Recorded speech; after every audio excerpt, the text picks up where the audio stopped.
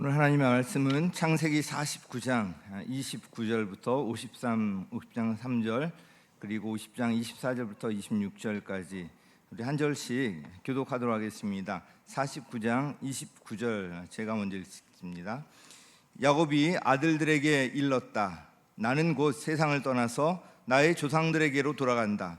내가 죽거든 나의 조상들과 함께 있게 햇사람 에브론의 밭에 있는 묘실에 묻어라.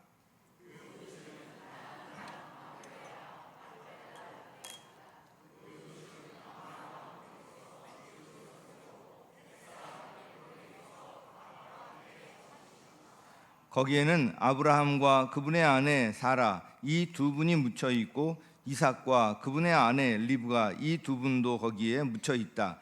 나도 너희 어머니 레아를 거기에다 묻었다.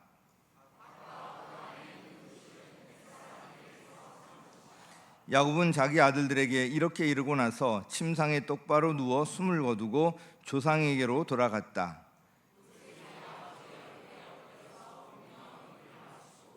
시위들을 시켜서 아버지 이스라엘의 시신에 방부제 향재료를 넣게 하였다. 시위들이 방부제 향재료를 넣는데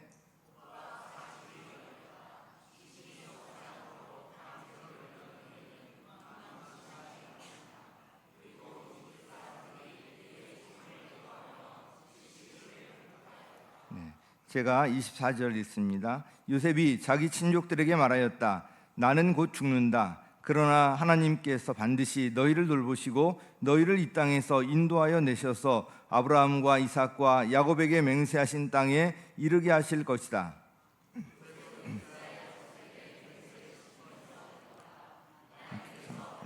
너희를 돌보실 날이 온다. 그때 너희는 말뼈를 이곳에 옮겨서 그리로 가지고 가야 한다. 함께 읽겠습니다. 요셉이 110살에 세상을 떠나니 사람들은 그의 시신에 방부제 향재료를 넣은 다음에 이집트에서 그를 입관하였다. 아멘.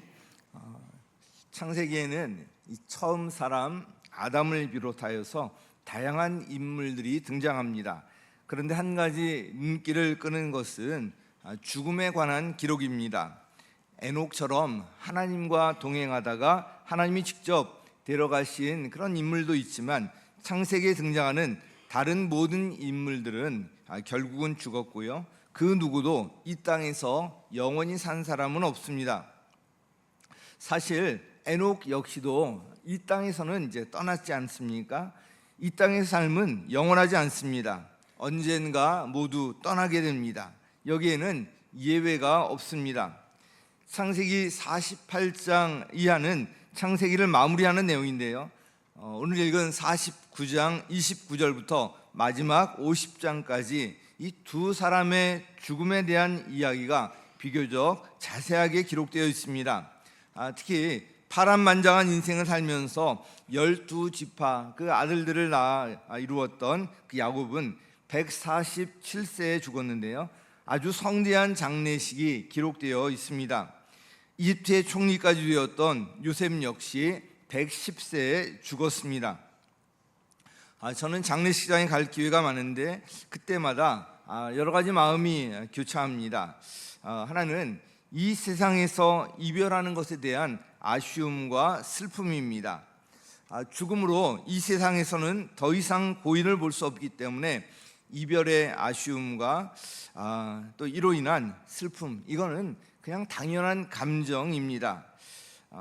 같이 이제 울어줄 수 있어요. 그런데 장례식장에서 느끼는 또 하나의 마음은 예수님을 영접한 분들의 경우에 천국에 가셨다는 것에 대한 안도와 감사함입니다. 예수님을 믿지 않고 돌아가신 분들의 경우는 사실 유족들에게 무슨 말을 해야 할지 참 난감한 경우가 있습니다. 그러나 예수님을 믿고 돌아가신 분들의 경우는 천국에 가셨다는 분명한 확신이 있기 때문에 감사한 마음으로 또 말씀을 전합니다. 특히 주님을 위해서 한결같이 충성하며 헌신했던 분들의 경우는 마음 깊은 곳에서부터 벅차오르는 이런 감사 또 소망과 함께 이 감동이 크게 느껴집니다. 장례식장에서 교체하는 이 두 가지 마음 중에서 제 마음을 크게 지배하는 것은 후자입니다. 왜냐하면 죽음은 끝이 아니라는 것을 알기 때문입니다. 물론 이 세상에서의 이별의 아쉬움과 슬픔이 있지만 그것은 잠시 동안일 뿐이고요, 천국에서 다시 만난다는 분명한 확신이 있기 때문인 것 같습니다. 죽음으로 모든 것이 끝난다면 인생은 너무나도 허무합니다. 그러나 죽음은 끝이 아닙니다. 죽음은 우리 믿는 사람들에게는 이 세상과는 비교할 수 없는 훨씬 더 좋은 곳, 천국으로 가는 관문일 뿐입니다. 그래서 우리 장례 예배를 뭐라고 하죠? 천국 환송 예배라고 부르는 거예요. 이 세상에서 죽음은 피할 수 없지만 그 죽음으로 끝이 아니라면 우리가 이 세상에서 우리의 삶의 모습, 지금과는 달라져야 할 것입니다. 이 땅에 한번 주어진 인생, 정말 하나님께서 이 기회를 주셨는데 정말 후회 없이 살아야 하지 않겠습니까? 이 세상을 떠나면서 눈을 감을 때 정말 후회 없이 살았다는 고백을 할 수 있다면 얼마나 감사한 일입니까? 또한 주변의 지인들로부터 그런 이야기를 들을 수 있다면 얼마나 참 복된 일입니까? 저는 죽을 때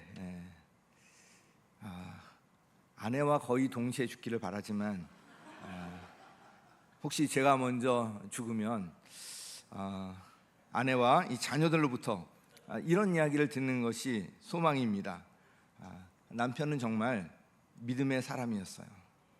남편은 정말 주님을 사랑하고 교회를 사랑하고 영혼을 사랑했어요. 아빠는 우리에게 믿음의 본을 보여주셨고요, 우리를 정말 사랑하셨어요. 이런 이제 말을 듣는 것을 생각하면서 저를 이제 돌아보곤 하는데요, 이렇게 참 후회 없는 인생을 살려면 어떻게 해야 할까? 오늘 세 가지를 생각해 보았습니다. 하나는 사람이 한 번 죽는 것은 정해진 일이라는 걸 기억하자는 것입니다. 같이 시작. 사람이 한 번 죽는 것은 정해진 일임을 기억하라. 야곱은 임종을 앞두고 12아들을 불러서 아들 하나하나에게 알맞게 축복을 하고 나서 자신을 어디에 묻을지 당부하고 죽습니다. 최근에 러시아의 그 푸틴과 중국의 시진핑이 만나서 사적으로 이제 대화하는 것이 이제 방송에 노출이 되었는데요, 이 푸틴이 장기 이식을 계속하면 영원히 살 수 있다, 불멸할 수 있다, 이런 이야기 하고요. 그리고 시진핑은 지금 150까지 수명을 연장하면서 사는 것이 금세기에 가능할 것이다, 이런 이야기를 이제 했다고 하는데, 앞에서 말씀드린 것처럼 인간은 누구나 죽습니다. 영원히 살 수가 없어요. 아무리 많이 소유한 사람도 결국은 죽고요, 아무리 권력이 있는 사람도 결국은 죽습니다. 푸틴도 죽고 시진핑도 결국 죽습니다. 아무리 건강한 사람도 결국은 죽습니다. 죽음은 모든 인간이 피할 수 없는 한계입니다. 야곱 역시도 147년을 살고 죽음을 맞이합니다. 130년 동안에 이스라엘 땅과 하란 땅 오가며 살고요, 또 이집트로 와서 약 17년 살고 죽음을 맞이하는데요, 49장 33절 우리 같이 한번 읽겠습니다. 시작. 야곱은 자기 아들들에게 이렇게 이르고 나서 침상에 똑바로 누워 숨을 거두고 조상에게로 돌아갔다. 우리는 보통 자신보다 연배가 있는 그런 사람의 죽음을 알릴 때 누가 죽었어요 이렇게 안 하잖아요, 그죠? 누가 돌아가셨어요 이렇게 이야기하잖아요. 뭔가 돌아간다는 것은 뭔가 어디 이제 처음에 와서 돌아간다, 이런 이제 의미를 갖고 있습니다. 방금 읽은 구절에서도 조상에게로 돌아갔다 이렇게 표현하고 있습니다. 이 말에는 여러 가지 의미가 있겠지만 죽음은 단절이 아니라 있을 곳으로 돌아간다라는 이런 사고가 담겨 있습니다. 어떻든 야곱은 이 세상에서 147년이란 인생을 살았지만 결국은 숨을 거두고 이 세상을 떠나가게 됩니다. 창세기의 이제 마지막 절이 바로 50장 26절인데요. 이렇게 기록하며 끝맺습니다. 우리 같이 읽습니다. 시작. 요셉이 110살에 세상을 떠나니 사람들은 그의 시신에 방부제 향제를 넣은 다음에 이집트에서 그를 입관하였다. 이집트에는 시체가 썩지 않게 미라로 만드는 그런 이제 그 관습이 있었고요. 요셉의 시신도 그렇게 처리가 되어서 나중에 보면 모세가 이 출애굽할 때 요셉의 이 시신을 그대로 갖고 출애굽하고요. 나중에 또 세겜 땅에 또 장사 지내는 그런 내용이 쭉 이어지는 것을 볼 수가 있습니다. 몇백 년이 지난 후에 이런 일들이 좀 이루어졌다는 것인데요. 어떻든 이 마지막 창세기 마지막 절은 요셉의 죽음에 관한 기록으로 마무리하고 있습니다. 형들에 의해서 노예로 팔리고요. 보디발의 아내로부터 억울한 누명을 쓰고 감옥에 갇히면서 상처와 그 아픔이 얼마나 컸겠습니까? 그럼에도 불구하고 하나님께서 그의 인생을 형통하게 하시고요. 이집트의 총리까지 되었던 요셉이었지만 그 역시 결국은 죽게 됩니다. 그래서 장례식장에서 늘 인용하는 말씀 중에 하나가 히브리서 9장 27절인데요. 우리 같이 읽습니다. 시작. 사람이 한 번 죽는 것은 정해진 일이요 그 뒤에는 심판이 있습니다. 자, 사람이 한 번 죽는 것은 어떻다고요? 정해진 일이에요. 누구에게나 이 죽음이 찾아온다는 것입니다. 짧지만 우리의 인생을 돌아보게 하는 아주 강렬한 그런 진리의 말씀입니다. 어떤 희귀병으로 인해서 의사로부터 앞으로 3개월 이상 살 수 없습니다. 뭐 이런 시한부 인생 판정을 받게 된다면 남은 인생을 여러분 어떻게 사시겠습니까? 그 상황에서도 더 소유하려고 애쓰고 더 가지려고 애쓰고 산다면 참 어리석은 일 아닙니까? 자신의 인생을 돌아보면서 그동안 바빠서 못 만났지만 만나고 싶은 사람들을 만나서 고마움을 표시하고요, 용서하거나 용서를 구하고요, 또 사랑한다는 말을 전하고 자녀들에게도 꼭 당부하고 싶은 그런 말을 하고 떠날 준비를 하지 않겠습니까? 아마도 그동안 정신없이 살아왔던 것과는 삶의 자세부터 달라질 것입니다.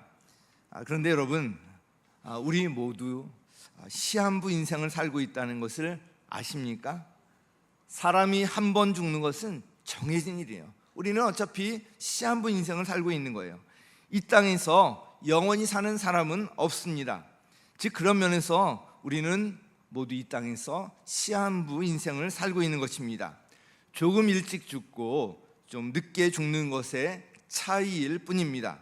영원이라는 이런 시간 속에서 보면 10년, 30년, 50년 이런 차이는 거기서 거기에요. 영원이라는 시간에서 보면 거의 차이가 없습니다. 그럼에도 불구하고 자기만큼은 영원히 살 것처럼 산다면 얼마나 어리석은 일입니까? 이제부터라도 우리 자신의 삶을 한번 돌아보면 좋겠습니다. 나는 죽을 때 다른 사람들에게, 또 나의 배우자에게, 나의 자녀들에게 어떤 모습으로 기억될까? 난 정말 아버지처럼 되지 않겠다. 뭐 이런 소리를 들어야 될 것인가? 더 중요한 것은 주님께서는 이 땅에서 나의 삶을 어떻게 기억하실까? 이런 것들을 한번 생각해 볼 필요가 있습니다. 사랑하는 성도 여러분, 우리의 이 땅에서의 삶은 영원하지 않습니다. 사람이 한 번 죽는 것은 정해진 일이에요. 이제부터라도 우리 자신의 삶을 한번 돌아보시고 신앙을 돌아보시고요, 가족과 자녀들 정말 얼마나 소중합니까? 돌아보시고 정말 중요한 것이 무엇인지 돌아보며 사시기 바랍니다. 두 번째로 이 마지막 두 사람의 죽음을 통해서 우리가 알 수 있는 교훈은요, 사람이 죽은 뒤에는 심판이 있다는 것, 이걸 기억하라는 거예요. 같이 시작. 사람이 죽은 뒤에는 심판이 있음을 기억하라. 역시 히브리서 9장 27절 보면 사람이 한 번 죽은 것은 정해진 일이고요, 그 뒤에는 뭐가 있어요? 심판이 있습니다. 사람이 한 번 죽은 것은 정해진 일인데 그것으로 그냥 끝나는 것이 아니라는 것입니다. 죽음 뒤에 기다리고 있는 것이 있어요. 바로 우리는 누구나 주님의 심판대 앞에 서야 한다는 것을 기억할 필요가 있습니다. 이 사실이 어떤 사람에게는 걱정과 두려움으로, 또 어떤 사람에게는 소망과 기대로 다가올 것입니다. 여러분은 이 말씀을 어떻게 받아들이고 계신가요? 이와 관련해서 그 다음 말씀이 또한 아주 중요한데요. 히브리서 9장 28절 함께 읽겠습니다. 시작. 그리스도께서도 많은 사람의 죄를 짊어지시려고 단 한 번 자기 몸을 제물로 바치셨고 두 번째로는 죄와는 상관없이 자기를 기다리고 있는 사람들에게 나타나셔서 구원하실 것입니다. 아멘. 우리 인간 모든 문제의 근원에 뭐가 있죠? 죄가 있어요. 또한 죄의 삭시 뭐예요? 사망, 죽음이잖아요. 모든 사람이 다 죽는 걸 보면 모든 사람이 다 죄인이라는 것을 알 수가 있습니다. 죄와 이 죽음의 문제는 그 인간 어떤 사람도 스스로 해결할 수 없는, 우리 인간으로서는 정말 뛰어넘을 수 없는 우리 인간의 한계라고 할 수가 있습니다. 그런데 이 죄와 죽음의 문제를 해결하러 오신 분이 계십니다. 바로 누구예요? 예수 그리스도. 예수님께서 이 땅에 오신 것은 우리의 죄를 대신 짊어지시려고 오신 것입니다. 인류의 죄 문제를 해결하시고 우리로 하여금 이 죄의 삭신 죽음에서 벗어나서 생명을 얻도록 하시기 위함입니다. 이를 위해 예수님께서는 십자가에서 친히 우리의 죄를 대속하기 위한 희생제물이 되셨습니다. 이를 통해서 저와 여러분에게 구원을, 영원한 생명을 선물로 주신 것입니다. 우리가 구원받은 것은 죄 없는 하나님의 아들이신 예수님께서 저와 여러분을 위해서 희생제물이 되어주셨기 때문입니다. 그러므로 우리의 구원은 너무나도 소중한 거예요. 죄 없는 하나님의 아들 예수님께서 희생하신 그 대가를 치르고 얻은 것이 우리의 구원이라는 거예요. 그런데 우리가 기억할 것이 있습니다. 바로 죽음 뒤에 심판이 있다는 것입니다. 누구나 우리 주님의 심판대 앞에 다 서게 될 날이 오게 됩니다. 이와 관련해서 이 땅에서 구원받은 자로서 우리의 삶을 돌아볼 필요가 있습니다. 구원받은 하나님의 자녀로서 나는 어떻게 살 것인가? 아무 자격 없는 우리에게 구원을 선물로 주신 주님 앞에 우리 정말 부끄러운 모습으로 살아서는 안 되지 않습니까? 제가 생명의 삶 지금 하고 있는데요. 거기 보면 받은 구원, 받는 구원, 받을 구원, 이런 이제 말이 나옵니다. 우리가 보통 구원받았다, 지금 당장 죽어도 천국에 갈 확신이 있다, 이것은 바로 받은 구원에 관해서 우리 인간을 영혼, 육으로 구분한다면 영의 구원에 관한 이야기고요. 앞으로 또한 받을 구원이 있습니다. 나중에 이제 주님께서 다시 오실 때 부활의 몸을 우리에게 주실 것이고요. 완전히 주님을 알게 하시는 그때가 오게 되는데 이건 아직 우리에게 이르지 않았습니다. 받을 구원이고요. 그런가 하면 이 세상에 살아가는 동안 구원받은 하나님의 자녀로서, 성도로서 예수님을 닮아가며 하는 받는 구원, 그 진행형의 구원이 있습니다. 우리는 지금 이루어 나가는 이런 구원의 여정 중에 있습니다. 이 과정은 하나님의 말씀에 순종하며 예수님을 닮는 제자가 되는 과정이라고 할 수가 있는데요. 받은 구원이 소중하듯이 이 받는 구원 역시도 소중합니다. 그래서 빌립보서 2장 12절에는 두렵고 떨리는 마음으로 자기의 구원을 이루어 가라, 이렇게 말씀하고 있는 것입니다. 방금 읽은 히브리서 9장 28절 말씀을 주목할 필요가 있습니다. 예수님께서 다시 오시는데 다시 오실 때는 죄와는 상관없이 오신다 말씀하고 있습니다. 즉 이제 더 이상 구원의 기회가 없다는 것입니다. 2000여 년 전에 오셨을 때는 구원의 주님으로 오셨지만 다시 오실 때는 심판의 주님으로 오시기 때문입니다. 예수님을 영접하고 천국에 갈 기회는 이 땅에 사는 동안만 주어진다는 것을 꼭 기억하시기 바랍니다. 죽음 이후에는 더 이상의 기회가 없습니다. 아직 기회가 있는 동안에 주님께서 우리에게 맡겨주신 그런 귀한 일들이 있습니다. 특히 한 영혼이라도 더 주님 앞으로 인도하는 일, 이것보다 더 귀한 일이 없습니다. 이와 관련해서 데살로니가전서 2장 말씀 같이 읽겠습니다. 2장 19절 시작. 오실 때 그분 앞에서 우리의 희망이나 기쁨이나 자랑할 면류관이 무엇이겠습니까? 그것은 여러분이 아니겠습니까? 아멘. 이 말씀을 읽고 또 묵상하고 계속 하시기 바랍니다. 너무나도 참 귀한 일이고요. 생명에 대한 그 소중한 것, 영혼권에 대한 소중한 것을 우리 깊이 알 수가 있습니다. 이번에 일본의 나가사키 성지 순례를 다녀왔습니다. 일본에 무슨 성지 순례가 할 수 있겠는가 이런 생각을 하는 분도 계시겠지만 정말 참 귀한 감동이 있는 그런 여정이었고요. 이번에 저 혼자 갔는데 제 아내와도 한번 다시 가고 싶은 마음 들고요. 우리 성도님들과도 멀지 않으니까, 큰 비용이 들지 않으니까 같이 이렇게 한번 다녀오면 좋겠다는 그런 생각이 들었습니다. 가까운 나라인데 거기에 일본 사람들뿐만 아니라 외국 선교사들뿐만 아니라 그 조선인 한국 사람들이 이제 끌려간 사람들이 있잖아요. 그 중에 많은 사람들이 또 순교의 현장을 또 볼 수가 있었습니다. 정말 한 영혼이라도 더 구원하기 위해서 인생을 던져서 이 일에 헌신한 그 선교사님들의 족적을 바라보면서 참 마음이 뭉클했습니다. 온갖 박해 속에서도 신앙을 지키면서 기꺼이 순교했던 그런 흔적들을 볼 수가 있었습니다. 그분들의 모습을 보면서 참 인생을 살면서 흔적을 남기는 것에 대해서 생각하게 되었습니다. 나는 이 세상을 떠날 때 어떤 의미 있는 흔적을 남기고 떠날까, 이 세상을 이런 생각을 하게 되었습니다. 사랑하는 성도 여러분, 이 땅에서의 오늘 우리의 하루하루는 정말 소중합니다.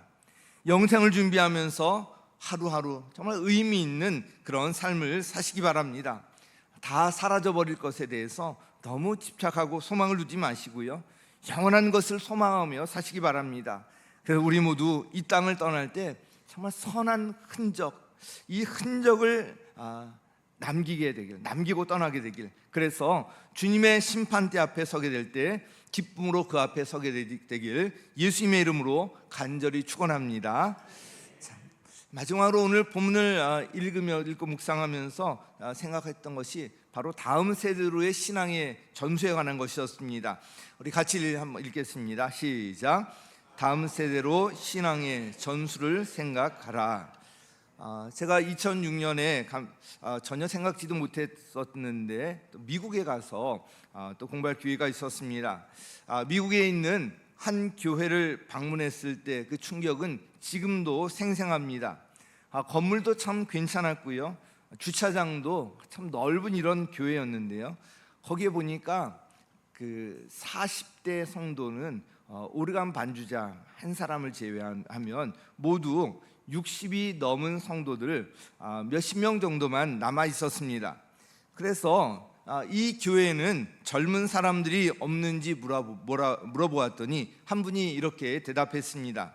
전에는 우리 자녀들도 있었고요, 우리 젊은이들이 꽤 많이 있었다고 합니다. 그런데 예배 때 기타 치는 것을 금하고요, 또 찬양곡 역시도 제한하고 하면서 젊은이들이 모두 떠나갔다고 합니다. 참으로 안타까웠어요. 그 떠난 그 교회, 그래서 거기에 멕시코에서 온 사람들이 점점 모여들었고요, 그 교회도 곧 넘겨주게 되는 그런 상황에 있었습니다. 또한 우리 이웃에도 교회가 세워진 지 70년 되는 그 교회, 그 담임 목사님과의 대화를 지금도 생각하면 참 충격으로 기억되는데요, 그동안 유지해왔던 중고등부가 이제 문을 닫게 되었다는 것이었습니다. 고3 한 명만 남아 있었는데 그 학생이 고등학교를 졸업하면 중고등부에 한 명도 없기 때문에 어쩔 수 없이 중고등부를 없애게 되었다는 것입니다. 정말 충격이었고요. 다음 세대에 대해서 더 진지하게 심각하게 참 생각해야 할 때라는 생각이 들었습니다. 오늘 본문을 다음 세대로 신앙 전수라는 관점으로 보니까 참 큰 은혜가 되었습니다. 오늘 본문에서 야곱은 막벨라를 언급하면서 자신을 그곳에 묻어달라고 아들들에게 당부하고 있습니다. 이미 요셉을 불러서 당부한 내용이지만 모든 아들들 앞에서 다시 한번 당부하고 있습니다. 여기에는 참 아주 중요한 뜻이 담겨 있는데요. 막벨라는 아브라함이 햇사람 에브론에게서 값을 치르고 사둔 거예요. 값을 치르고 사둔 곳. 그곳에는 아브라함과 사라, 이삭과 리브가, 그리고 야곱의 첫째 아내인 그 레아가 묻혀 있었습니다. 그런데 이곳에 야곱도 묻어달라고 당부하고 있는 것입니다. 지금 이집 땅에 와 있는데요, 멀리 와 있는데 자신이 죽으면 그 가나안 땅에 가서 자기 그 조상이 묻혀 있는 거기에 자기도 묻어달라는 것입니다. 49장 29절부터 32절까지 중간에 생략하고 같이 읽습니다. 시작. 야곱이 아들들에게 일렀다. 나는 곧 세상을 떠나서 나의 조상들에게로 돌아간다.